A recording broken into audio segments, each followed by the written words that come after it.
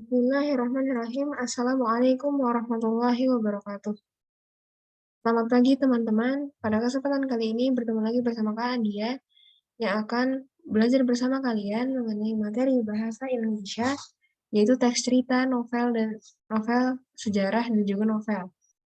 Nah, di dalam materi pembahasan ini kita akan membahas banyak hal, mulai dari pengertian hingga kaidah kebahasaan dari cerita novel sejarah maupun novel.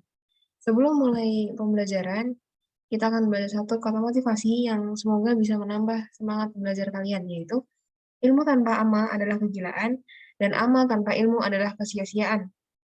Ini quotes atau kata motivasi dari Imam Al-Ghazali. Artinya apa dari kata motivasi ini? Ilmu yang kita dapatkan tidak diamalkan, maka itu akan menjadi sebuah kegilaan atau menjadi hal-hal yang memang sifatnya itu hanya sia-sia saja.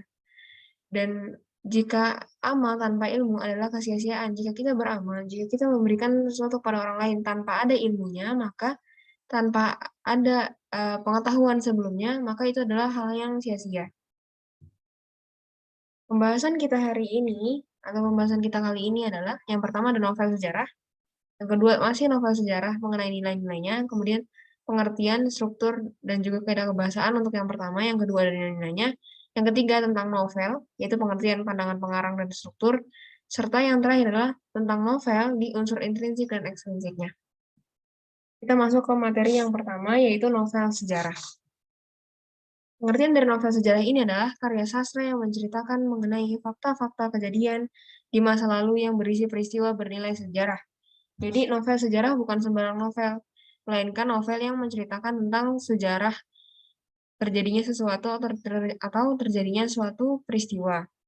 Kemudian ini juga novelnya berisi tentang fakta, bukan hayalan karena isinya yang tadi ya, tentang sejarah seperti itu. Kemudian struktur novel sejarah di antaranya ada orientasi atau pengenalan tokohnya, pengenalan latarnya, pengenalan suasananya, dan lain sebagainya. Kemudian ada pengungkapan peristiwa. Pengungkapan peristiwa ini dalam artian memberikan gambaran awal mengenai apa yang sedang terjadi di novel tersebut, apa yang sedang diceritakan oleh novel tersebut. Kemudian ada struktur menuju konflik.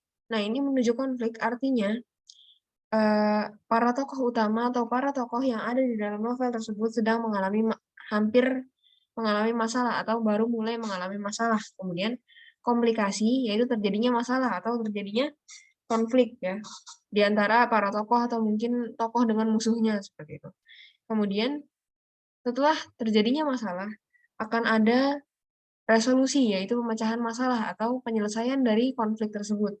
Nah, kemudian akan diakhiri dengan koda, yaitu akhir cerita, atau kita biasa sebut dengan ending kalau di dalam bahasa Inggris ya. Kemudian novel sejarah. Kita akan bahas mengenai lanjutan dari pembahasan novel sejarah, yaitu kaidah kebahasaan novel sejarah. Kaidah kebahasannya yang pertama adalah kata dan kalimat yang bersifat lampau, seperti misalnya pada tahun 1945 dan lain sebagainya, itu menyatakan bahwa kalimat-kalimat tersebut memang menyatakan bahwa peristiwa itu terjadi di masa lampau atau terjadi di masa lalu. Kemudian untuk menguatkan latar waktu dan juga tempatnya. Fungsinya itu kata dan kalimat bersifat lampau karena untuk menguatkan latar waktu dan juga tempatnya. Jadi agar orang yang membaca novel tersebut ikut masuk ke dalam cerita tersebut, dalam artian bisa merasakan apa yang terjadi di novel tersebut pada zaman tersebut. Kemudian konjungsi kronologis. Nah, konjungsi kronologis ini adalah konjungsi yang digunakan untuk menggambarkan urutan waktu.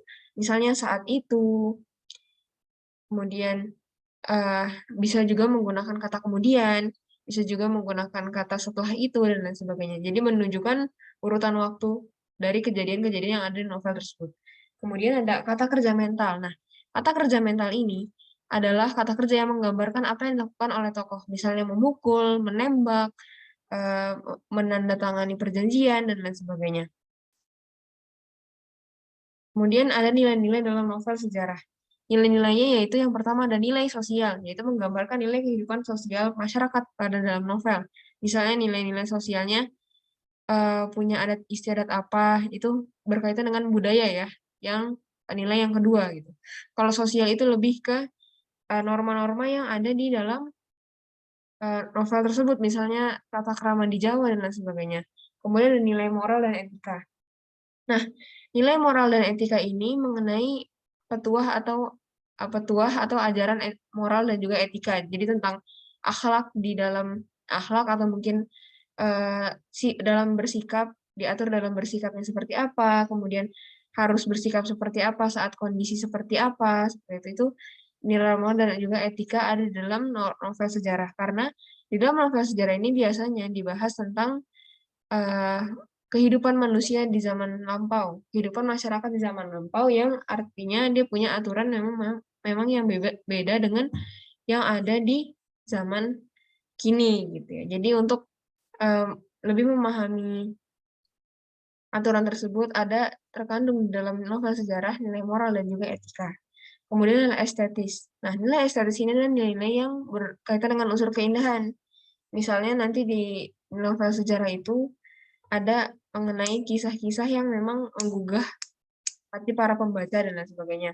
Agar nanti bisa terinspirasi dan juga menerapkan hal-hal baik yang ada di dalam novel tersebut di masa depan. Kemudian ada nilai agama. Nah, nilai agama ini adalah nilai yang merujuk pada sumber-sumber agama. Misalnya contoh menceritakan tentang para ulama atau mungkin para pemuka agama yang lain dalam memperjuangkan kemerdekaan misalnya. Kemudian kita masuk ke pembahasan novel. Pengertian novel sendiri adalah karangan atau prosa panjang yang mengandung kerangkaian cerita kehidupan seseorang dengan orang di sekelilingnya, dengan menonjolkan watak dan sifat setiap pelaku. Jadi novel lebih panjang dibandingkan dengan cerpen. Novel adalah karangan prosa yang panjang, berarti ini tidak hanya membahas satu topik saja, tapi melainkan berkelanjutan seperti itu. Dan juga mengandung rangkaian cerita, jadi tidak hanya membahas satu masalah, melainkan juga ada masalah-masalah lain yang lebih kompleks di dalam novel ya. Dan juga lebih menonjolkan lagi watak-watak yang dimiliki oleh tokoh-tokohnya. Kemudian di sini ada menafsir pandangan pengarang. Menafsir pandangan pengarang dalam novel adalah menafsir apa saja yang terkandung dalam novel. Kita bisa mengidentifikasi nih, apa saja yang ada di dalam novel tersebut. Gitu. Apa saja yang terkandung dalam novel tersebut. Nah, langkah-langkahnya agar kita bisa menafsir pandangan pengarang, atau menafsir penulis, apa yang diinginkan oleh penulis, apa maksud dari penulis itu, menulis novel tersebut adalah yang pertama, membaca novel dengan seksama. Karena kita harus fokus dalam mengkaji dan juga membaca dan mengidentifikasi nilai-nilai apa saja yang ada dalam novel tersebut. Kemudian lanjut ke yang kedua, itu menentukan nilai-nilai kehidupan. Setelah membaca dengan seksama, pasti kita akan menemukan nilai-nilai apa saja yang ada di dalam novel tersebut. Kemudian yang ketiga, menafsirkan pandangan-pandangan pengarang mengenai nilai-nilai itu. Jadi kita menafsir atau memperkirakan, kira-kira dengan novel A, dengan nilai-nilai yang seperti ini, misalnya nilai kejujuran, nilai tolong-menolong, nilai gotong royong, dan lain sebagainya, kira-kira pandangan pengarangnya itu saat menulis novel ini seperti apa? Seperti itu. Kita bisa melihatnya dengan 3 step yang tadi. Membaca novel dengan seksama, menentukan nilai-nilai kehidupan, kemudian menafsir pandangan pengarang. Nah, di sini ada struktur novel. Yang pertama ada abstrak. Abstrak adalah yang menjelaskan ringkasan isi cerita. Jadi abstrak itu bisa dibilang menjelaskan secara ringkas, tapi tidak sampai selesai ceritanya. Jadi agar orang juga tertarik untuk membaca novel tersebut. Gitu. Hanya memberikan gambaran awal saja. Kemudian orientasi. Seperti yang tadi, seperti yang novel sejarah, orientasi adalah penjelasan mengenai latar waktu dan suasana, dan juga latar tempat yang novel tersebut, apa yang diceritakan oleh novel tersebut. Misalnya latar tempatnya di mana, kemudian waktunya kapan, dan juga suasananya seperti apa. Kemudian berlanjut ke komplikasi atau urutan kejadian yang dihubungkan dengan hubungan sebab akibat, atau yang misalnya seseorang mencuri motor sehingga dia tertangkap oleh polisi misalnya. Nah, itu kan berarti ada hubungan sebab akibat. Dia mencuri motor sebagai sebabnya, kemudian akibatnya adalah dia ditangkap oleh polisi seperti itu. Jadi komplikasi ini mulai munculnya masalah. Kemudian nanti ada evaluasi. Nah, evaluasi ini adalah konflik yang terjadi pada tahap komplikasi yang terarah menuju suatu titik tertentu. Jadi evaluasi adalah komplikasi yang memang sudah menuju ke dalam penyelesaian, tapi belum mencapai penyelesaian, masih dalam perjalanan menuju penyelesaian. Nah, kemudian resolusi adalah bagian yang dimunculkan ketika konfliknya sudah mencapai puncak dan akhirnya menemukan solusinya atau menemukan jalan keluar dari setiap masalah yang ada di dalam novel tersebut. Nah, kemudian untuk mengetahui akhir cerita atau endingnya ada koda. Nah, koda ini adalah penutup cerita dalam novel sekaligus menjadi kesimpulan dari novel tersebut. Apakah novel tersebut berakhir bahagia ataupun berakhir dengan sedih. Kemudian ciri kebahasaan novel yang pertama ada kata ganti orang. Kata ganti orang kita bisa ingat ya, yang pertama ada kata ganti orang pertama, kedua, dan juga ketiga. Kata ganti orang pertama bisa saya, aku. Kemudian kalau misalkan kata ganti orang kedua, kamu. Seperti itu ya. Dan kalau misalnya kata ganti orang ketiga bisa dia, nama orang, dan juga masih banyak kata ganti yang lain. Kemudian ada kalimat deskripsi latar. Jadi kalimat-kalimat yang mendeskripsikan latar dari novel-novel tersebut. Jadi misalnya mendeskripsikan latar tentang penjajahan Belanda, berarti misalnya tentang Stovia yang ada di Salemba, sekolah kedokteran di Salemba. Novelnya menjelaskan latar tentang itu misalnya. Kemudian ada kalimat deskripsi penokohan. Kalimat deskripsi penokohan artinya yang mendeskripsikan tentang tokoh. Misalnya bagaimana tokohnya, bagaimana misal ada tokoh A, B, dan C. Bagaimana sifat A, bagaimana sifat B, bagaimana sifat C. Itu dideskripsikan dengan kalimat deskripsi penokohan. Dan kemudian yang keempat adalah ada dialog di antara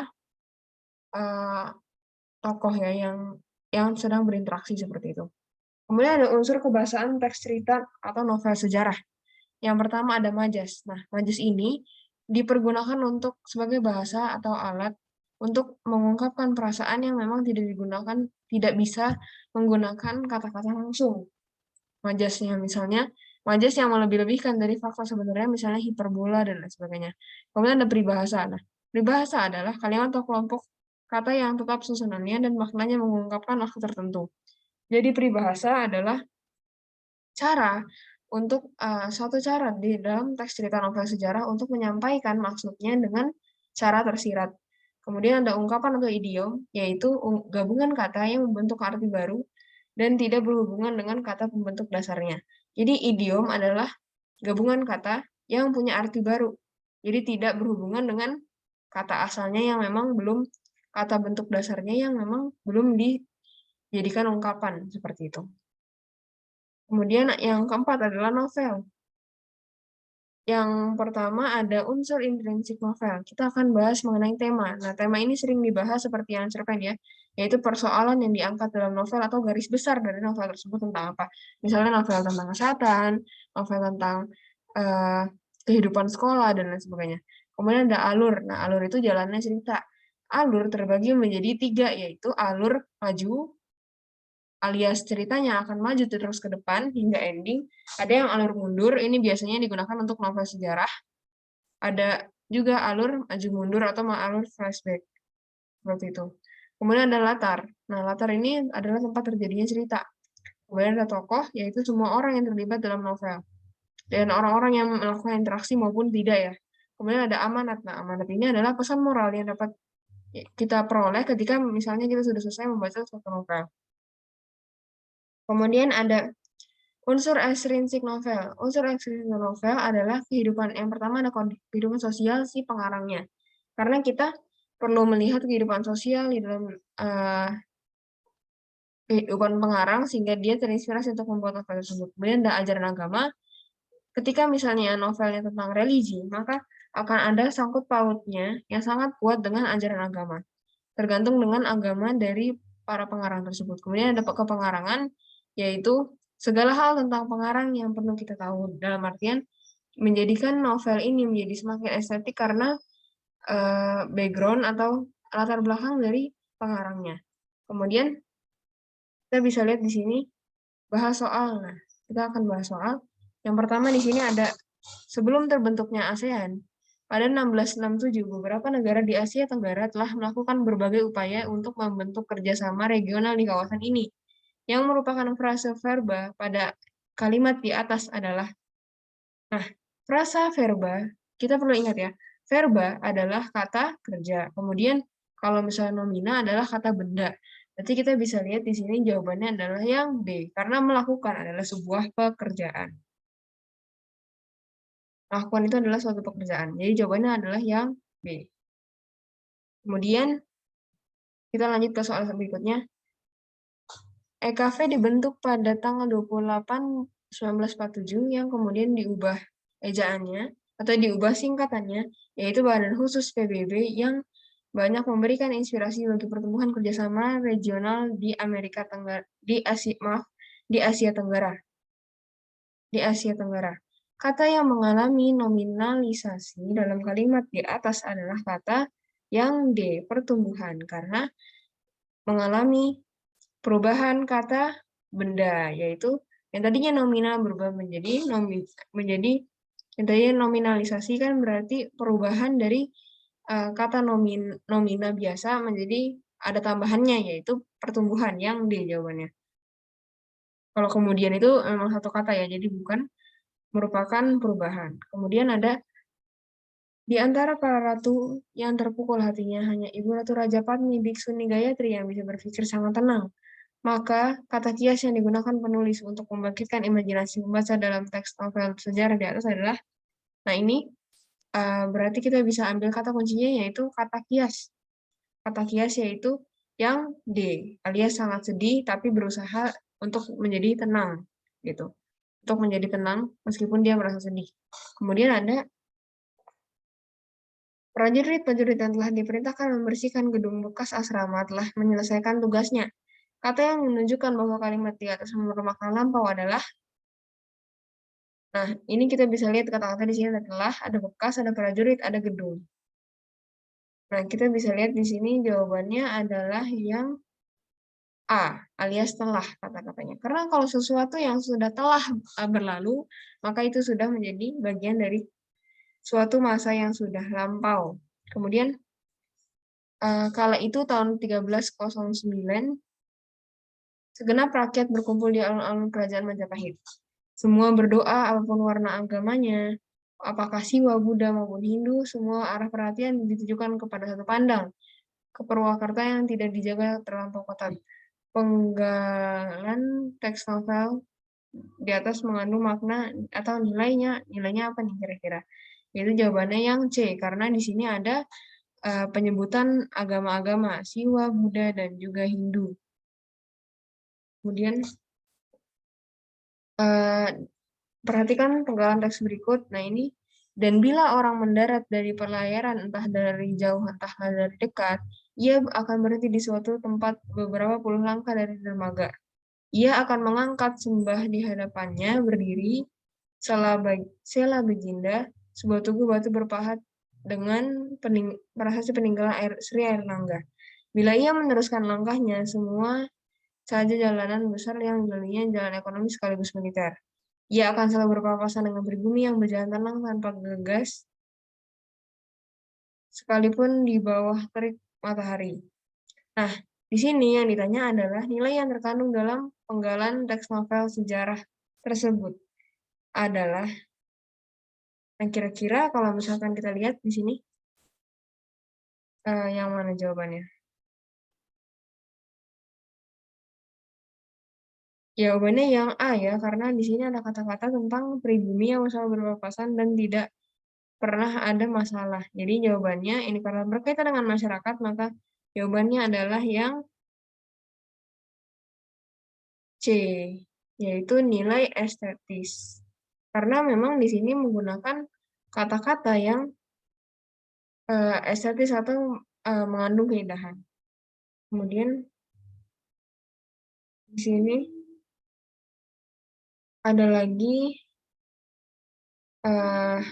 ini adalah teks lagi ya.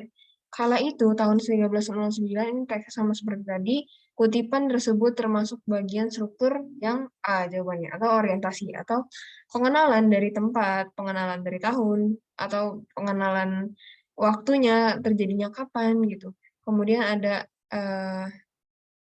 mengenai kegiatan dari masyarakatnya itu, jadi jawabannya adalah orientasi. Kemudian pengenalan para tokoh, penataan adegan, dan hubungan antara tokoh termasuk pada struktur yang B jawabannya, atau orientasi. Karena pengenalan itu adalah orientasi.